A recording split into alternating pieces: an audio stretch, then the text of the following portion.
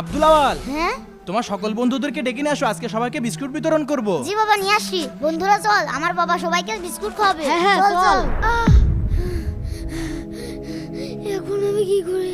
আসো, এই নাও, আচ্ছা আঙ্কেল। এই নাও তোমারটা, এই নাও তোমার বিস্কিট। আচ্ছা আঙ্কেল, আমি যেতে যেতে বিস্কুটটা ফুরিয়েই গেল। ওখানে গিয়ে বসি। মনে হয় আর কেউ নেই, আমি এখন বাসার ভিতরে যাই। এখানে বসি। হ্যাঁ হ্যাঁ এখানেই বয়। আরে জুনায়েদ পায়ের ভেতর কারণে বিস্কুট নিয়ে আসতে যেতে পারেনি। আমি গিয়ে ওর সাথে ভাগ করে খাই। বন্ধু একটা বিস্কুট তুমি নাও।